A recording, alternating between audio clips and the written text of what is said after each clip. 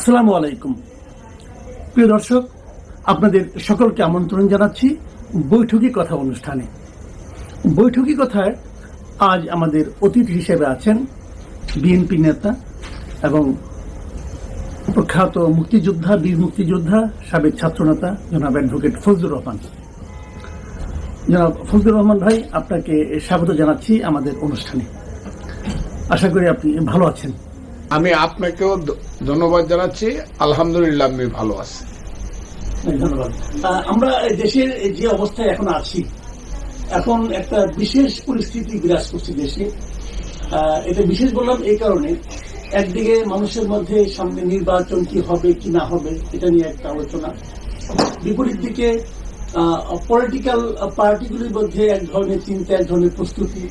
তার বিপরীতে এই অন্তর্বর্তীকালীন সরকারের কোন উপদেষ্টাকে সরাসরি রাজনৈতিক দলের ব্যাপারে তারা সরাসরি এক ধরনের নেতিবাচক মন্তব্য করছেন।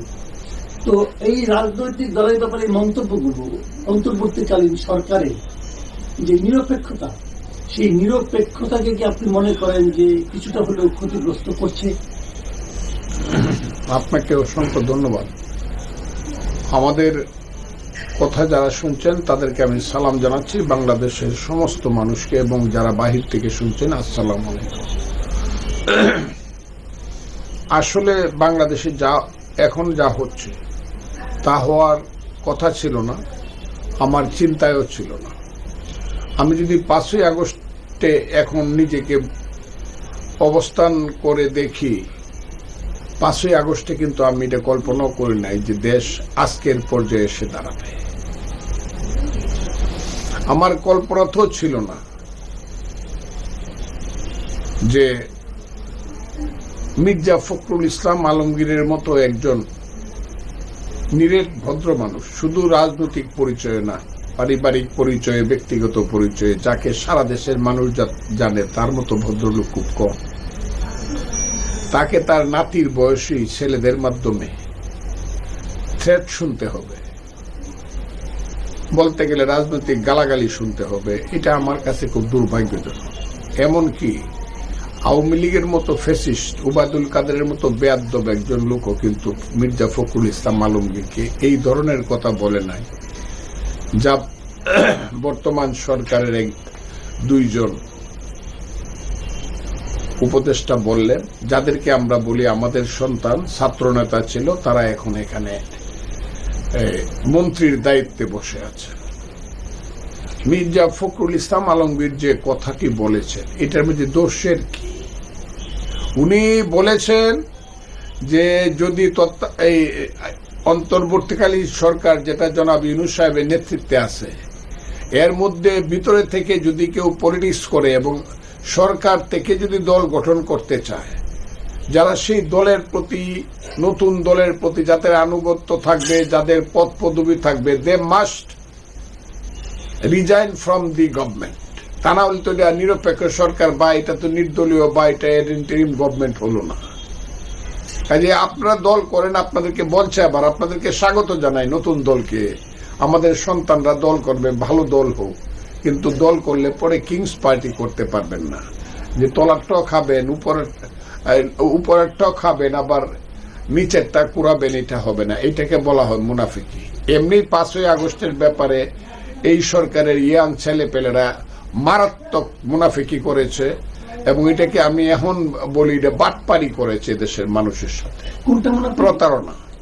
5ই আগস্টে তারা যে কথা বললে মানুষকে তাদের সঙ্গে নিছে, মানুষ হাজারে হাজারে জীবন দিছে, আহত হয়েছে, ছাত্র জনতা যে কারণে গেছে, যে কথার উপরে। আর এখন তারা যে কথা বলছে, যে আন্দোলনের প্রেক্ষাপটে তারা যা করতে চায়, যেমন তারা বলতেছে ইসলামিক ছাত্র শিবির ছিল ওই আন্দোলনের ভ্যানগার্ড, যেমন তারা এখন বলতেছে যে বাংলাদেশের সংবিধান বা উত্তরসনে যেটা হলো এটা আমরা কবরে দেয়া দিব, যেমন তারা বাংলাদেশের সমস্ত, আগে বলছে শেখ মুজিবকে অপ্রাসঙ্গিক করে ফেলবো, এখন আবার নতুন করে বলতেছে জিয়াকেও আমরা রাখবো না, জিয়াবাদও আমরা চাই না। এই কথাগুলো যদি তারা আগে বলতো, তাহলে দেখা যেত কত মানুষ সেই আন্দোলনে যায় এবং যাইতো কিনা। আমি যদি যাইতাম, আমি যে রিস্ক নিয়ে কাজ করেছি, আপনি যে রিস্ক নিয়ে কাজ করেছেন, আমরা তখন ভাবতাম কাজটা আমরা করব কিনা, আর গেলে এখন তাদের সাথেই থাকতাম। এটা আমার কাছে মনে হয় তারা বাংলাদেশের মানুষের প্রতারণা করছে, এটা বাংলাদেশের মানুষের সঙ্গে একটা প্রতারণা হয়েছে। এই যে সর্বশেষ যে কথাটা বলা হচ্ছে যে ওদের একজন নেতা নাসিরুদ্দিন পাটোয়ারি, তিনি বলছেন যে বাংলাদেশে মুজিববাদও চলবে না, জিয়াবাদও চলবে না। তা আমার প্রশ্ন হলো, মুজিববাদ কি কখনো, এই প্রসঙ্গটা কি এসেছিল? বঙ্গবন্ধু কখনো মুজিববাদের কথা বলেছেন, অথবা ওনার সরকার কখনো মুজিববাদের কথা কি আনুষ্ঠানিকভাবে বলেছেন? অথবা জিয়াবাদ, এই শব্দটা তো আমি জীবনে শুনেই নাই।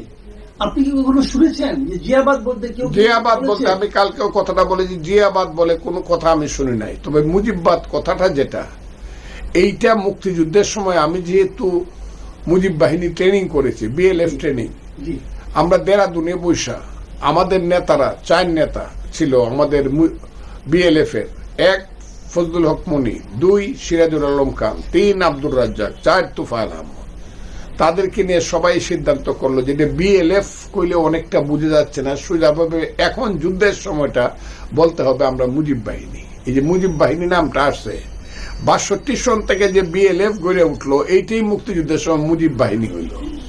মুজিববাদটা কি? মুজিববাদটা হইল যখন ছাত্রলীগ ভাগ হয়ে গেল, জাসদ ছাত্রলীগের ব্রিলিয়েন্ট লোকজন চলে গেল under the leadership of Sirajul Alam Khan, তার ছায়া এবং আসম আব্দুর রব শাহজাহান সিরাজের নেতৃত্বে ব্রিলিয়েন্ট ছেলেরা চলে গেল। তারা স্লোগান দিল, শ্রেণী সংগ্রামকে ত্বরান্বিত করে বৈজ্ঞানিক সামাজিক বিপ্লবের মাধ্যমে বৈজ্ঞানিক সমাজতন্ত্র আমরা কায়েম করব। অত্যন্ত চমকপ্রদ একটা স্লোগান। এখন ওই স্লোগানটা তো নূরে আলম সিদ্দিকী যারা ছিল বা আব্দুল কুদ্দুস মাখন যারা ছিল, ওই স্লোগানটা তারা তো আর দিতে পারে না।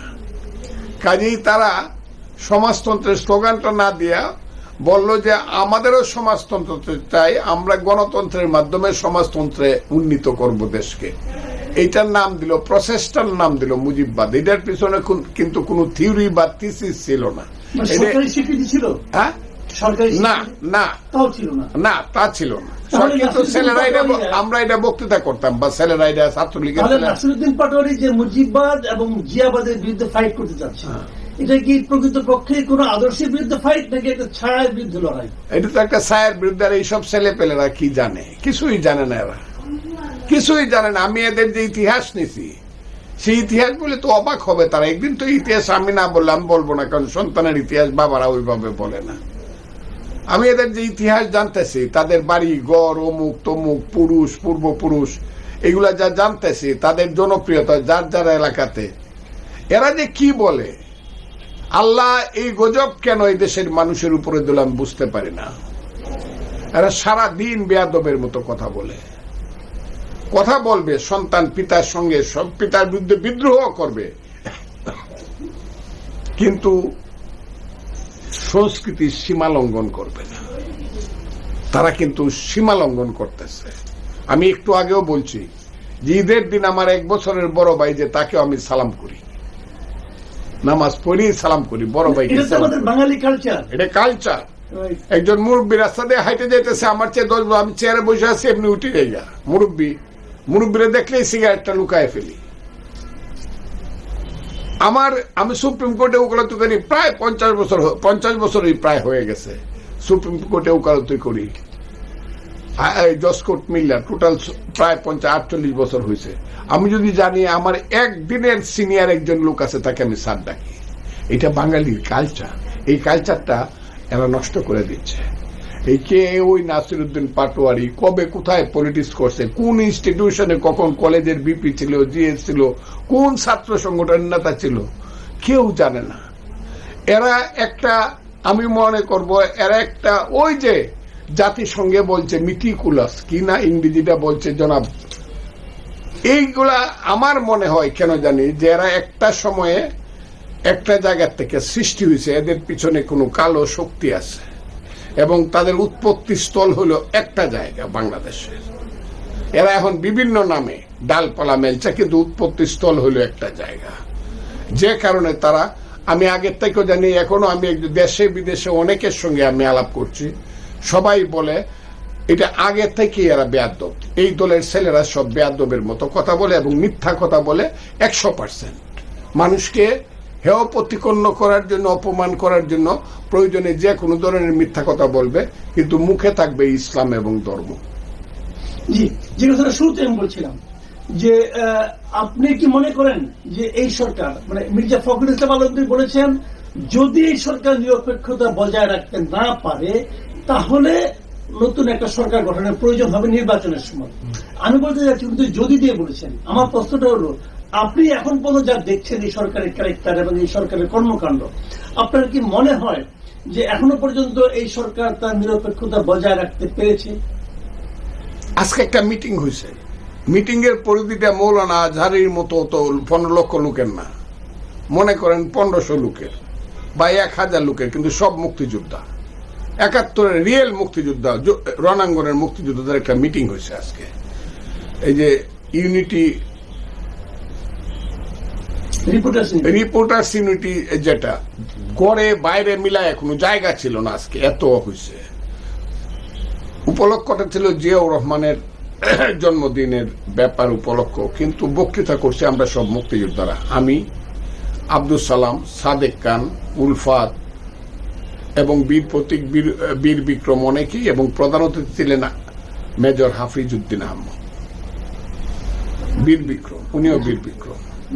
আমরা সব একসাথে একমত, সারা বিএনপি এখন একমত, কোনো ডিফারেন্স নাই। একদিন বিএনপির মধ্যে দুদুল্যমানত ছিল মুক্তিযুদ্ধ ইত্যাদি ইত্যাদি ছেলেদেরকে নিয়ে, কিন্তু এখন আমরা সবাই বুঝতে পারছি যে ফখরুল ইসলাম আলমগীরের মতো একজন ভদ্রলোককে যারা এই ধরনের শুধু ইলেকশন চাওয়ার অপরাধে, এবং যদি নিরপেক্ষ করতে হয় তাইলে যারা দল করে তাদেরকে পদত্যাগ করতে হবে, এইরকম একটা নির্দোষ কথা বলার অপরাধে যারা এমন অপমানজনক কথা বলতে পারে, আমরা এদেরকে আর বিশ্বাস করতে চাই না। আমরা তাদেরকে আজকে আমরা মুক্তিযোদ্ধাদের পক্ষ থেকে শেষ কথা বলে আসছি, হোল্ড ইওর টাং, জিহ্বা বন্ধ করো এবং ভুল পথে চলা বন্ধ করো, তাহলে তার পরিণতি ভোগ করতে হবে, জনগণ সেই জন্য প্রস্তুত হবে। আচ্ছা, আরেকটা প্রসঙ্গ আনি, আরেকজন উপদেষ্টা মাহফুজ আলম গতকালকে বলেছেন যে এই নির্বাচনে আওয়ামী লীগের নির্বাচনে অংশ নেওয়ার কোন সুযোগ নেই। এটা বলার পর তিনি আরেকটা জায়গায় বলেছেন এ দেশে কেবল বাংলাদেশ পন্থীরাই থাকবে এবং তারাই নির্বাচনে অংশ নেবেন। আমার প্রশ্ন হলো বাংলাদেশ পন্থী এই বিষয়টা বলতে আপনি কি বুঝেন? উনি কি বলেছেন উনি জানেন, আপনি কি বুঝেন ওনার মুখ থেকে উচ্চারিত হওয়ার পর? আমি একটা সাপ্লিমেন্ট হলো উনি যাদেরকে বাংলাদেশ পন্থী বুঝিয়েছেন, কিন্তু তার চেয়েও বড় প্রশ্ন হলো কারা বাংলাদেশ পন্থী নয় বলে আপনি মনে করেন? আমি আপনাকে বলি, জনাব মাহফুজ আলমকে আমি চিনি না, এদেরকেও চিনি না, অন্যদেরকে চিনি না, কাউকেই চিনি না আমি। কি বিপজ্জনক অবস্থা, কারণ এরা আমার নাতির সমান, আমার ছেলের সমান হইলে ওদের সাথে কথা বলতে, আমার ছেলের বয়স, বড় ছেলের বয়স 44 বছর, এরা আমার নাতির সমান। এবং এই ছেলেটি সম্পর্কে যখন ইউনূস সাহেব জাতিসংঘে পরিচয় করায় দিছে, সে হইল মাস্টার মাইন্ড। আমার কাছে মনে হইছে বাংলাদেশ এত ছোট, ওর মতো একটা ছেলে, চাল নাই চুলা নাই, আমি এটা দারিদ্রের দিক থেকে বলতেছি না, কিছুই নাই, যার কোনো ইতিহাস নাই, ভূগোল নাই, অতীত নাই, বর্তমান নাই, এইরকম একটা ছেলেকে মাস্টার মান বানায়া, ওই যে বললাম সেই কালো শক্তি বাংলাদেশিরা যদি থাকে তো উনি তো থাকতে পারবে না। উনি যেভাবে কথা বলে, উনি তো আফগানপন্থী, উনি তো তালেবানপন্থী, উনি তো আইএস পন্থী, আমরা বুঝি তো। তো উনার তো যাওয়া উচিত অন্তত বাংলাদেশ, ইন্ডিয়া পার হয়ে অন্য কোনো দেশে। উনি আবার বাংলাদেশি থেকে স্থান দিবে কি দিবে না এটা কিন্তু দেখা যাবে। এত বড় বড় কথা, এটা কিন্তু এটা ইতিহাসকে একদম কলঙ্কিত করে ফেলছে। কিন্তু উনার যে কর্মকাণ্ড প্রথম দিন থেকে, এটা কিন্তু ইতিহাসকে কলঙ্কিত করে ফেলছে। এটা কিন্তু বাঙালি জাতি মেনে নিবে না। আজকে যত ঘটনাই ঘটুক, ঘটনা প্রেক্ষাপটে আজকে যাই ঘটুক, উনি যা করছে এবং করতে চাইতেছে, ওইটাকে এইটা কোনোদিন বাঙালি জাতি কোনোদিন তালেবানের নেতৃত্ব মানবে না। এইটা শুরু হয়েছে। কাজে যে ছেলেটি এই কথাটা বলে এখানে শুধু বাংলাদেশিরা থাকবে, দেখা যাবে বাংলাদেশেরই তো থাকবে। আপনি বাংলাদেশি কিনা এটা বুঝলেন, মানুষ আপনাকে কিভাবে চিহ্নিত করে আপনি যা করতেছেন বা আপনারা কিছু লোক যা করতে চাচ্ছেন। অনেক ধন্যবাদ জনাব অ্যাডভোকেট ফজলুর রহমান। আপনি অনেক সিরিয়াস বিষয় নিয়ে খুব সহজ ভাষায় বললেন। আমি মনে করি আমাদের দর্শকরা এটা উপভোগ করবেন এবং এখান থেকে অনেক চিন্তার খোরাক পাবেন। প্রিয় দর্শক, এখন এই পর্যন্তই। আল্লাহ হাফেজ।